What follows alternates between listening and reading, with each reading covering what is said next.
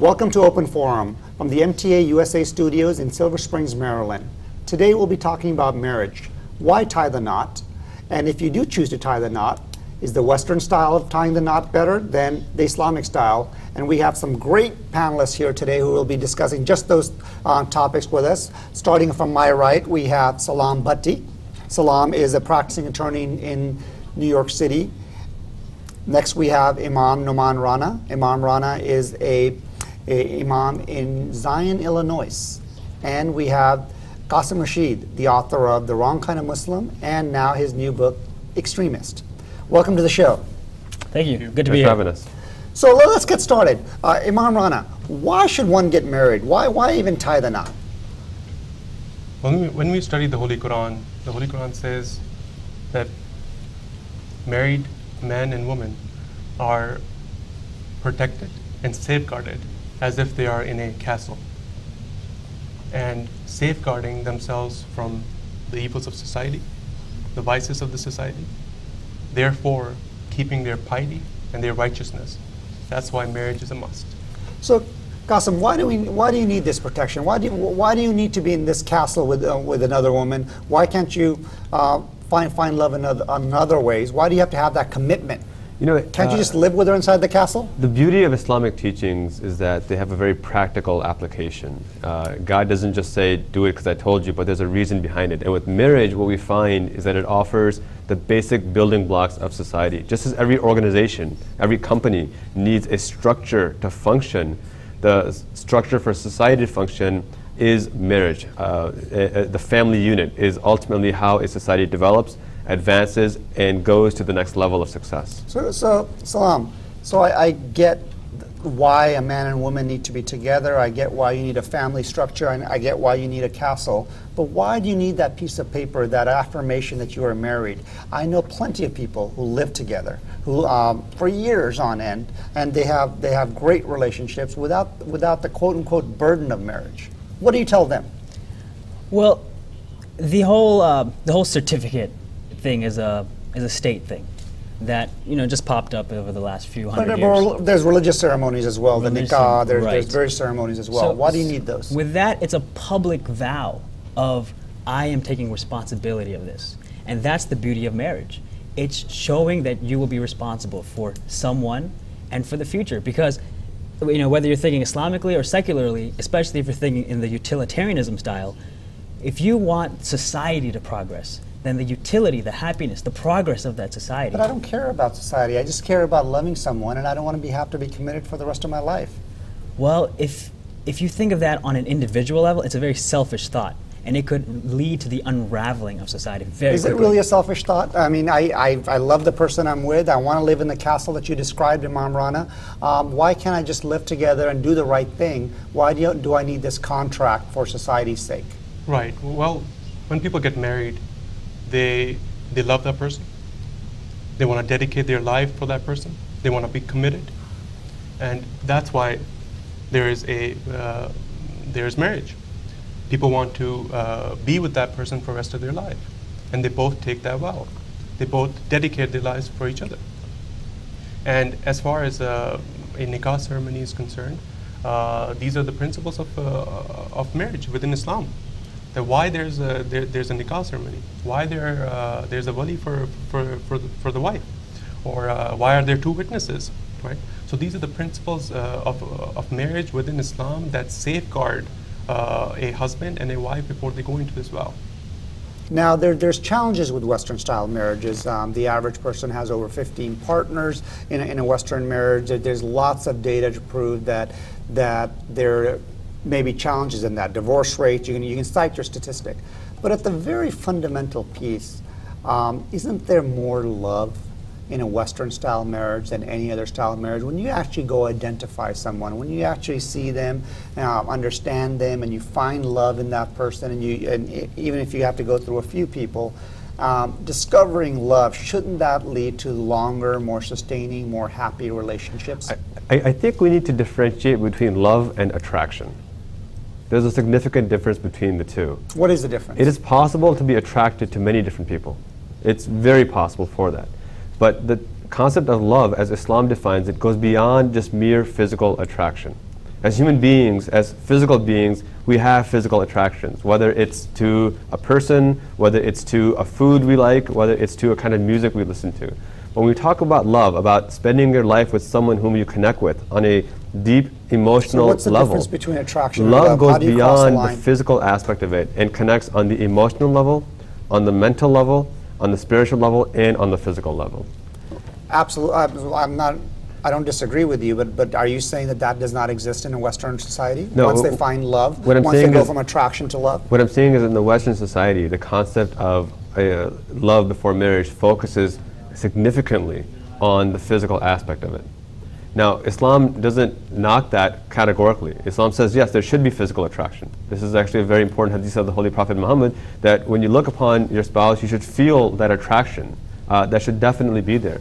The problem with the Western style of marriage is that that has come to dominate everything we see in marriage. That's a primary thing that people look at. And in doing so, they not only discard, but they ignore their future prospects by finding somebody that they emotionally connect with, that they spiritually connect with, that they mentally connect with. Isn't that a little cynical, though? That's what I want to mention, that how Qasim mentioned the words of the Holy Prophet Muhammad Sallallahu Alaihi Wasallam.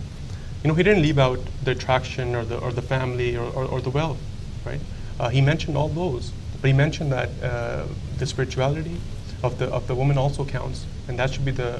But talk to me about the right. Western style marriage before you go into the Islamic style. Right. So- In the Western style marriage, he's saying that the premise is it's basically a heavy duty level of attraction and very little love. I would disagree with that. See, Would you agree with him? No, it's possible that it is all attraction. Maybe it's only in the beginning, but later on they find love with each other. That's possible. But by the time you get there, how many partners have you gone through, right? This becomes a habit. Since they do not tie any knot, they have one, and then second, and third, and this keeps on going. And this and we can say that this is the reason why the divorce rate is so high. I think a point that I need to add to that is that the concept of going into a relationship in the West isn't necessarily I'm looking for a marriage partner. That's not the primary intent, that may right? be true for But I some think- younger folks, but we know I think that's a gross generalization, don't you think? No, but that's my point, that it begins in the youth, right? When you go into a relationship in your youth, nowadays they have these proms for children as young as 11, 12 years old. Mind-boggling to me. My son will be there in a few years. This is an insane concept to me, that we are almost pushing our children to be involved in these kind of intimate relationships at a time when they're not old enough to even drive a car yet. So when you go into this as a child with the mentality that I'm not looking for a life partner, I'm looking for that primary physical connection, that expounds and proceeds into adulthood. And when people get to adulthood and when they begin to realize that life is more than just physical attraction, it becomes all the more difficult to detach yourself from that and commit yourself to wanting to find someone who you connect with mentally, emotionally, spiritually, as well as physically. That's So- why marriage becomes so much more difficult in the older age. Do you first of all, do you agree? Tell me your interpretation of Western marriages. Is there more love in them? Is there more, or is it purely a physical attraction thing? I think when it comes to the comparison between the two, a child and a father summed it up very nicely. A child asks his father, "Is it true, father, that in some cultures men don't know their men don't know their wives until they marry them?" The father says, "Son, that's true in every culture." And that's the truth. You know, you don't know who you're going to be with, who you're going to be spending your life with, until you're actually in that responsible zone. So whether it's the arranged marriage Islamic concept or the Western style, you're both heading into the same territory, but you're coming from very different backgrounds. So tell me about the Western style marriage. I think what Qasim's trying to get to is it's more than just you get married. It starts much earlier. It starts when you're 11 years old, Right. and how you interact with for male with the opposite gender that leads up to this. And is that a flawed argument in the Western marriage because of the lead up? There's more cynicism, and Yeah. and when you do find love, is it less love? I think so. I would say yes, because when you when you start that early, especially, or you know, the statistics say that people have about 15 to 20 on average life partners throughout their life. So if you have so many partners, whoever you end up marrying, you're going to end up putting all those past partners, you're going to compare them with her or him. So, and so that's Imam, not fair. So that's not fair. That's not fair. That's not So fair. Imam Rana, having so many partners, having so much experience, what is the downside of that? The downside is once you have gone through all these partners, and even if you end up getting married, so you're used to this mentality that you're going out with someone, you're with someone, and without tying any knot, you can just leave. There's no commitment. There's nothing, and and I think that hangs on. Even after you get married, there's no that level of commitment or compromise, and that's why we see that there are so many divorces.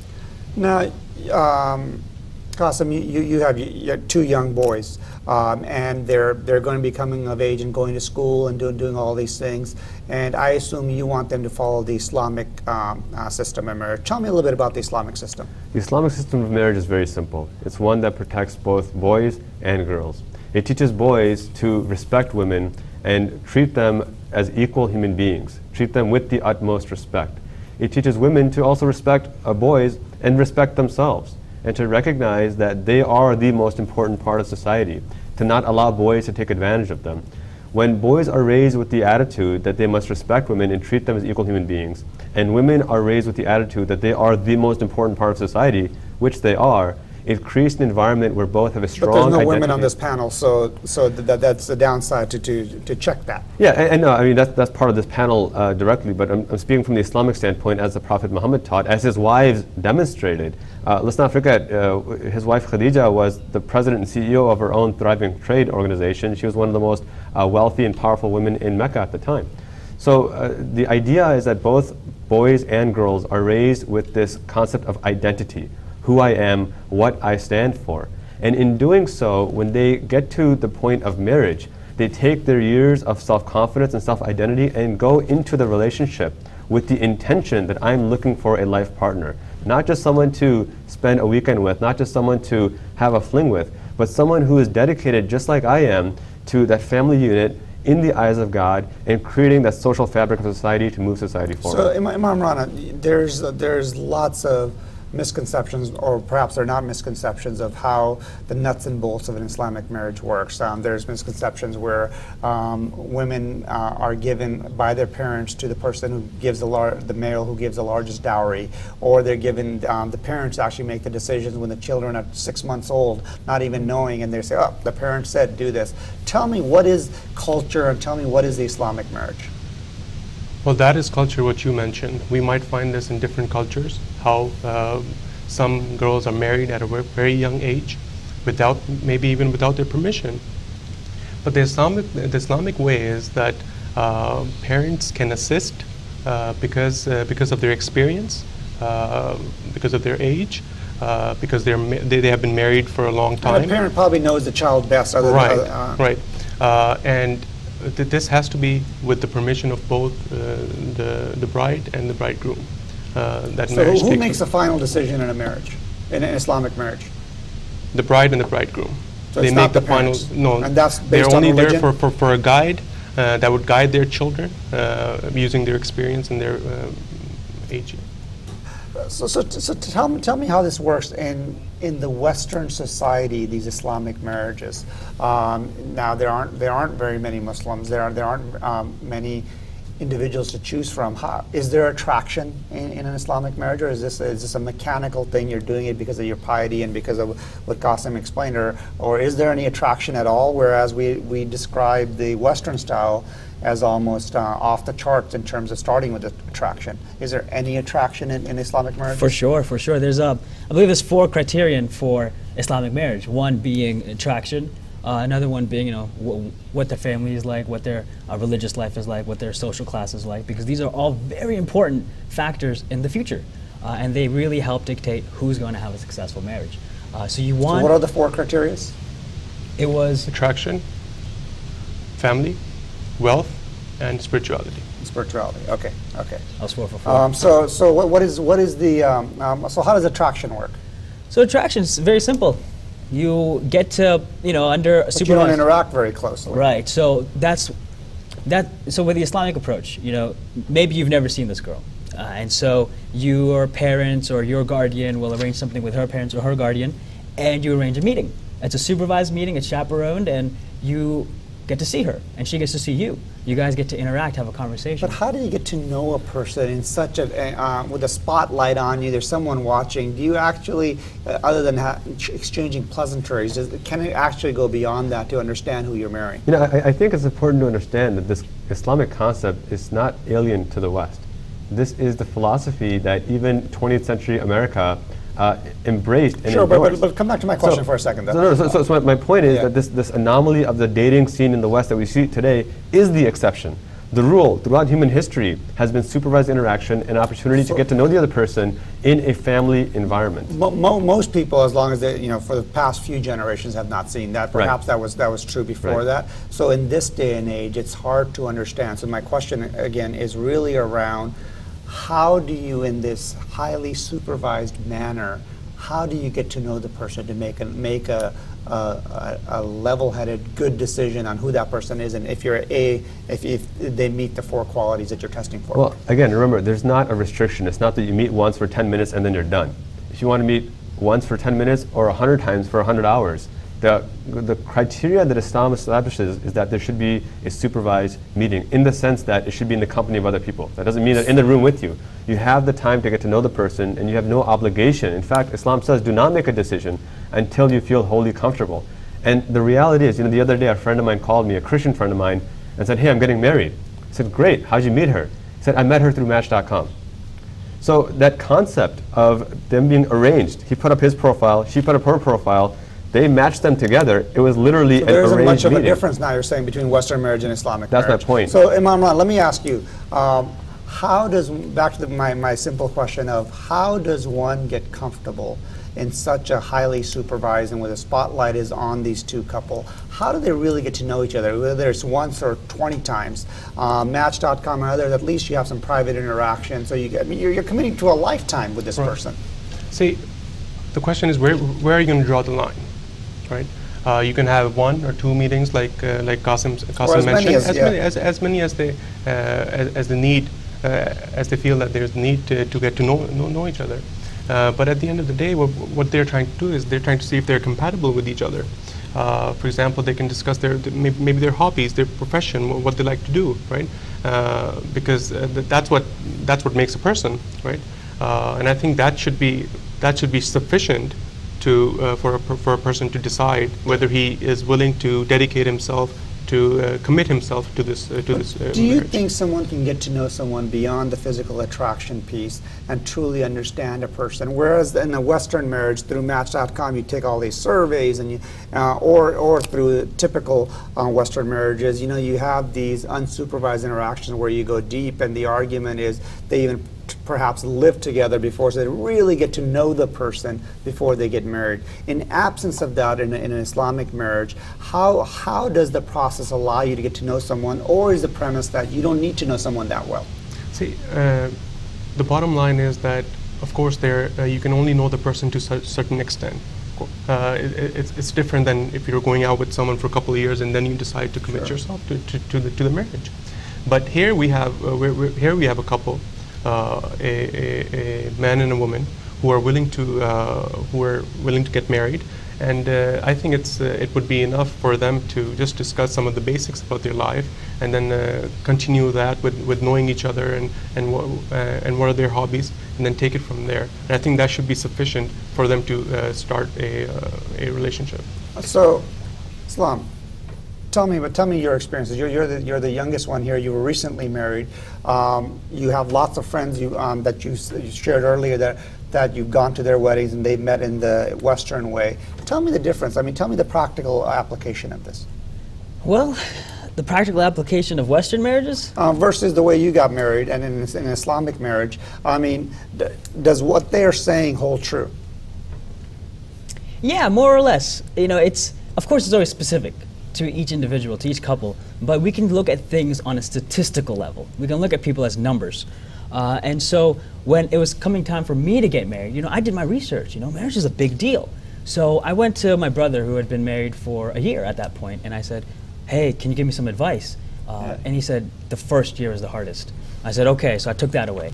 Then I met somebody who had been married for 5 years, and I just asked him, hey, can you give me some advice? He said, the first 5 years are the hardest. And then I was like, okay, that's good to know. So I met somebody with more experience. He'd been married for 30 years. I asked him for some advice. He says the first 30 years are the hardest. So that's what we're coming up against when it comes to marriage. A lot of people see these happy-go-lucky marriages on TV, on screen, and in life, you know, but they don't know what happens behind closed doors. You know, the story doesn't end at happily ever after. That's when it begins, right? So it's a lot of communication. Communication is key in a marriage, in a successful marriage. And even if that communication is yelling at each other, you have to get your feelings out. You have to get everything on the table. The best advice I got for marriage was it's very frustrating. And so when I went in knowing that, everything was great. You understand? Yeah, I want to make a couple of points, but the first thing is, right, marriage can be frightening. I forget who said it, but 50% of marriages end up lasting forever. And that can be frightening if you think about it, if you don't know who you're getting involved with. But there's two issues I want to address here. One is that for a marriage to be truly successful on a societal level, I really can't emphasize enough how important it is to ingrain that identity in children growing up. That's right. You can't just magically expect someone to have a paradigm shift in their worldview.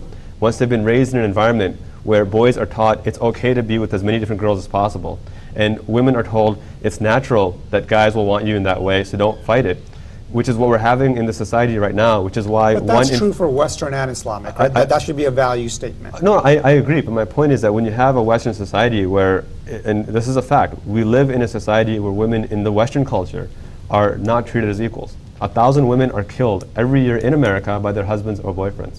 1 in 5 women will be assaulted in her lifetime at some point. And Are you saying that doesn't happen in Islamic marriages? No. I'm saying that happens in the Islamic marriage that the Prophet Muhammad established. You have a far lesser degree of it. You're not going to eliminate it entirely because humans are prone to error. So the first point I want to make is we need to establish the identity up front in boys that women are not objects, they are equal human beings, and they must be treated with the utmost respect. Regardless of what a woman does, a boy must never feel that it is his right to impose himself on a woman. Got it. The second point I have to make very clear is that when finding a woman to marry, or when finding a guy to marry, this concept of physical interaction, of hedonistic pleasure, has taken such a forefront that people will say, I can't marry the person unless I know how I physically interact in a hedonistic manner. What does hedonistic mean? Sexual pleasure. Okay. And I think this is a nonsense argument. Because if you truly love somebody for who they are, for what they offer as an intellectual, as a spiritual person, as an emotional person, that is secondary, is tertiary. In fact, I think it's the least important thing. It is still an important thing. But the idea that that has to happen before I can decide whether I want to spend my life with somebody. After marriage. So let's come back to the topic. Our topic is describe to me the Islamic marriages, and we've covered it from very many angles, and may take. So here's what I understand, and then correct me if I'm wrong. In an Islamic marriage, the ultimate decision is with the bride and the groom. The parents are the guides for these individuals because they probably know those two individuals best, other than themselves, because they've live with them for all their lives. They know their tendencies, they know what makes them tick, and perhaps they can filter out the outliers that they may advance towards in a state of rage or in a state of passion, which help them avoid that. And the third thing being, in that matchmaking process, there's lots of guidance to help these individuals make good decisions, because there's bad matches as well. To avoid bad matches, how does the community help? In an Islamic system, I mean, things go wrong in all marriages. I think you said it very well. But how do we, as a community, guide individuals? I think Qasim is on to something. How do we guide a community, not just if they're Muslim or non-Muslim, Christian or of no faith at all? How do we guide individuals towards making decisions that allow them to have a sustaining and marriage partner for life? And I think you raised a great point, starting early in terms of making sure that you start early in preparing someone for that. But what is the guidance for a parent to, you have two young children, a boy and a girl. You have two young children as well, and you will soon have children. God willing. God willing. Now, what is the guidance for parents in preparing children for an ultimate goal of having one life partner for life? Imam Rana, we'll start with you. Yes. I think for parents, the best way they can inculcate or teach their children these habits is by doing it themselves. Now, during the Islamic ceremony, which is called nikah, the verses that are recited during that Islamic ceremony, the word of fear of God, fear of displeasure of God has been used more than 5 times. Now, why it has been used is that this is this is the essence of marriage, that you keep this in mind. You fulfill your obligations keeping this in mind. And this is, I think this is the main principle of marriage within Islam. And then do Islamic marriages give flowers to each other? Is there actual love post-marriage? Of course, there's flowers, candies. You can even write poems if you want. Wow. What are you going to say? You know, it says more than 5 times in the Quranic verse about fear of displeasure of God. But some of us have learned that it's also the fear of the displeasure of our wives. So we gotta be careful there too, because if you miss an event, you'll have to get more flowers and more candy. Right. So, but tell me more. Tell me how do you prepare children for marriage, whether they're Muslim or not? Right. So Qasim had brought up earlier that we have kids as young as 11 getting ready for proms because their parents are inculcating in them a belief about, hey, let's get you into the dating game early. Instead of doing that, do the inverse. Tell the kids, start praying for your spouse now. You know, and not only when you're telling them. Got it. Start praying for your spouse. And that comes together with, you know, study hard, get good grades, get into good school. You know, you're already inculcating that into your kids from when they're like 6, 7. You're gonna be a doctor, engineer, lawyer, whatever. But also say, hey, pray for your spouse too. Pray for your grades. Pray for your spouse. Pray for your kids from your teenage years too. Qasim, do you have any quick advice? We got 30 seconds. Leadership matters. And you know, as Muslims, we are Muslims who believe in the Messiah, Mirza Ghulam Ahmad of Qadian, and we are guided by His Holiness the Khalifa of Islam. And his advice on marriage, his writings, his lectures are paramount. So I encourage all parents to follow the example of our Imam, because leadership matters, and follow the leader's example. Okay, so I concede this Islamic marriage system does seem and does provide proof, and the three of you did a wonderful job. Now, one of the challenges we have with explaining Islamic marriage is because of the misconceptions of them. How do you explain this to your friends in America if you're going through an Islamic marriage process versus a traditional dating game growing up in America? How do you explain an Islamic marriage to a friend that you've chosen this route? We'll start with you, Salam. I used to explain to my friends, I don't have to do anything. My mom's going to do everything for me. And they were like, that sounds amazing. Because they realized how important that is. In the beginning, in elementary school, junior high, high school, people were like, oh, that doesn't give you much leeway, you know, what are you going to do? But in college and in the professional world, people are like, you know, because you don't get married in high school, right? You get married after college, after in the professional world. They were like, that's so much better. The help is important. So much better. And you explained that to them. Okay, let's keep going. That's what I wanted to mention, that all you have to say is that the decision is still mine. My parents just help me out. That's it. That's the only difference. That's great. That's great. Yeah, I think living the example yourself and demonstrating how productive it actually is. I've worked in environments where I was managing people who were envious of my wife, that she doesn't have to work. She can if she wants to, but she doesn't have to. And I think that it stems from that system of this being a family decision, where you find somebody who will fit with you more than just your physical needs, but your emotional, financial, mental and spiritual needs as well. And I'm sure you have beautiful wives and families, and then this process really works for lots of individuals. Is the divorce rate truly lower in Islamic marriages? I believe so. And then why is that? Because if you would think it wouldn't be, because the process seems so counterintuitive. Right. I believe it is low because of that the level of commitment and keeping God in mind, that you love this person because for the sake of God, right? I think that would leave a marriage, a very stable marriage. I want to point out one thing that I think we've ignored, and that is, I don't want to paint all Western marriages as monolithic and all Islamic marriages as monolithic. There's a ton of diversity amongst the two as well, and I think that type of Islamic marriage we're talking about is the one established by Prophet Muhammad. What does monolithic mean, first of all? Meaning that there's diversity. There are different types of Western marriages, and even among Muslims, there's diversity among Muslims, and there's different types of marriages within Islam. Okay. So when we talk about Islamic marriages, and my colleagues can disagree if they do, but I'm looking at the example of the Holy Prophet Muhammad. That's the kind of Islamic marriage. And by that model, I think there's no doubt that divorce rate is lower. But let's not look at the negative. Let's look at the positive. I think the marital happiness rate is also higher. You have That longer is great. marriages, and it's an important element to look at too. Thank you, thank you. This has been a discussion on marriage. We discussed why marriage, and our great panel discussed why actually entering into the contract of marriage is better than not entering into a contract and just living with someone. Then we talked about the idea of a Western marriage and the challenges with the attraction, the physical attraction, starting at a young age of going to the prom at the age of 11 and going forward.